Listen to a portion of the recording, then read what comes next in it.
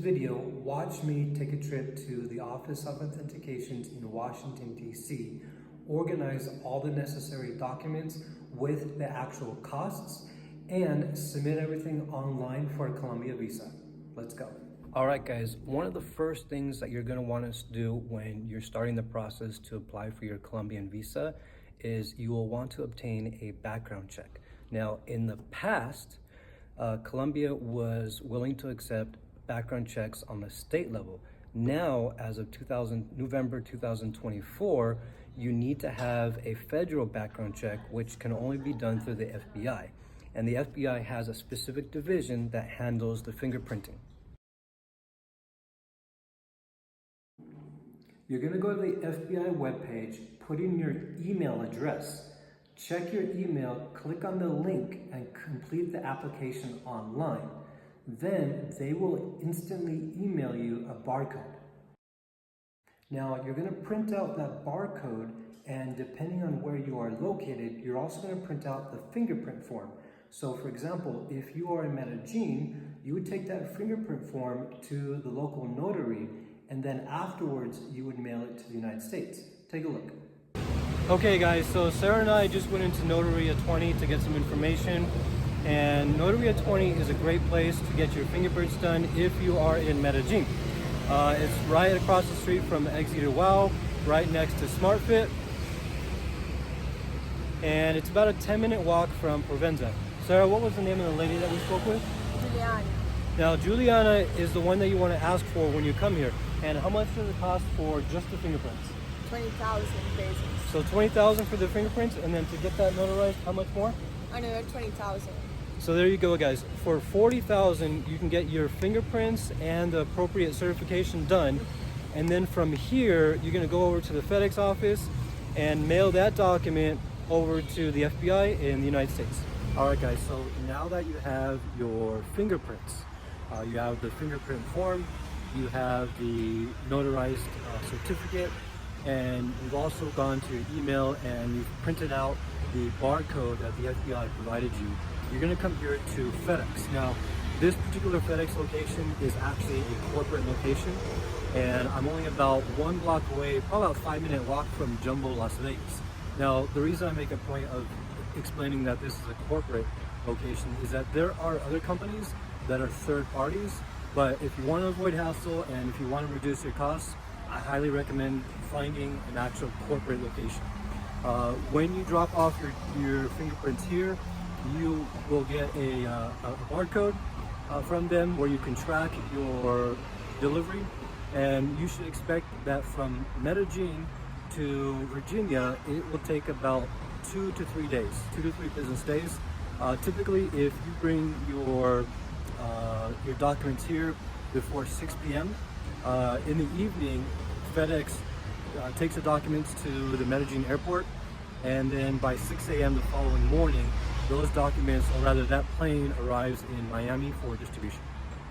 Now, the cost to FedEx a document from Medellin to West Virginia is 140,000 pesos, which is approximately 32 US dollars as of December 2024. Now, if you are located in the United States, all you need to do is print out the barcode, go to the FBI website, and they have a list of post office locations where you can get your fingerprints done electronically, and it only costs $50. Take a look. All right, guys, so I'm here outside of the US Post Office here in Pompano Beach, and I'm gonna take you inside and show you the process to get your live scan fingerprints. Let's go. Now, the FBI background check costs 18 US dollars. If someone is telling you that they can offer expedited services, the answer is no.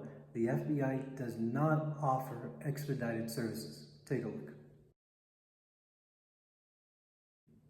If you mail your fingerprints from Medellin, you can expect to get the results back within 1 week. If you are in the United States and you do the electronic fingerprints, you can expect to get the results back within 48 hours. So now that you've submitted your FBI background check, you can begin the process of obtaining the additional documents. Now, depending on which visa you choose, there's certain documents that you need to look for. So for example, if you're doing an investment visa, you need to have that money registered with the bank, and you'll get a receipt for that. If you're doing a digital nomad, then you'd get the appropriate letter from your work. In the case of a pension visa, you would have proof of regular monthly income. Now, there are other documents required, such as certificate of good health, health insurance showing that if anything should happen to you, your body will be repatriated back to the United States. Also, depending on your documentation, you need to have it notarized and apostilled. For example, if you have benefits from the Veterans Administration, which is federal, that needs to be apostilled at the Office of Authentications in Washington, D.C.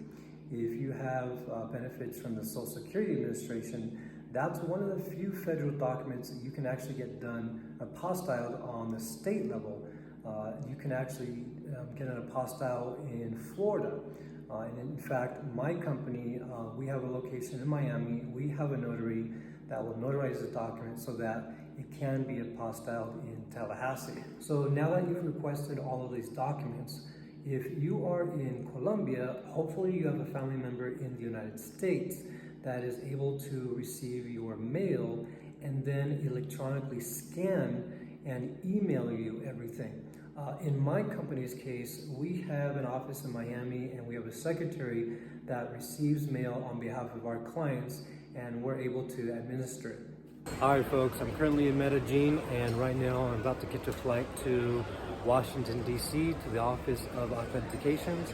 But before I stop there, I need to stop at my office in Miami to pick up some documents. So let's go. All right, guys, so I just got in from Medellin. I am at my Miami location. I just stopped to pick up the legal documents. And we're gonna take these to Washington, D.C. to get it apostilled. Let's go. The weather is always amazing in Miami. I'm just now leaving my office here in Brickell. We gotta get to the airport and head over to Washington, D.C. Let's go. All right, so I just arrived at the Office of Authentications, and just to give you a heads up, if you want to get documents processed the same day, you need to make an appointment in advance, and you can only do that by sending them an email. Otherwise, if you come here in person between 8 and 9, Monday through Thursday, you can drop off your documents. They will give you a ticket, and then a week later, you can return to pick up those documents. Now, the cost to obtain an apostille for a federal document from the Office of Authentications in Washington, D.C. is only $20 US per document. Now, they have 3 different processing times. There's traditional mail, which can take up to 4 weeks. You can drop off the document and pick it up 1 week later, or you can send them an email and schedule an appointment and have the apostille the same day. Now, it doesn't have to be you. You can actually send a friend or a family member. And it's important, if you speak to a company that's offering expedited service, ask them, are they making an appointment and getting it done the same day, or are they simply dropping it off? So I just finished with my appointment. It took about 10 minutes, got my documents apostilled. And that was it. Now off to the next step. All right, folks, earlier today I was in Orlando because I had to stop at the courthouse to pick up some records. I had to actually find what's called a final judgment. So when you do your FBI background check, anything that appears on there, whatever county that's from, you need to go to the courthouse and obtain a copy of the final judgment. Even if whatever had occurred, even if it was dismissed, you still need a copy of that final judgment. Now, in Colombia, when you pull up the records, or sorry, when you do your research for a visa application, they're not going to say that this detail that I'm telling you, but they will come back and they will request an explanation of what that record was, and what you will actually need is what's called a final judgment. Now, when you go to the courthouse in whatever state or whatever county that occurred in, you get that document certified. It's going to have a stamp on it like this. Okay, it's gonna have a stamp on it. That's a certified copy. You then take that certified copy of that final judgment to the Secretary of State. So if you're in California, wherever it is. In this case, we're in Florida, so the Secretary of State is in Tallahassee. That's where I am now. So I'm gonna take this document in and I'm gonna obtain the apostille. Let's go. All right, folks, so I'm just now leaving the office for the Department of State here in Florida, actually in Tallahassee. I got my apostilles for these documents. And now we need to get them translated. So next step, let's go. All right, folks, so I recently received the translations of all the documents. These translations have been notarized, they're certified. So now I'm organizing everything so that I can go online and submit it to the Colombian government. It takes about 15 minutes to upload everything. So it's good to have everything organized in advance so that it's relatively quick.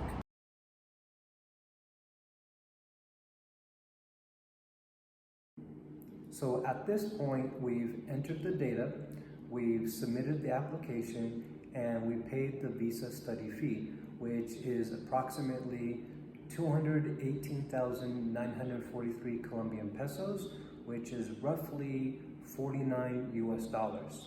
Now, I've tried to be as detailed as possible, but I'm sure I've missed a few things along the way, but definitely feel free to reach out if you have any questions. And also, any of the websites that I have mentioned, you can find links directly to on my website just by going to the visa section and scrolling down to the quick links.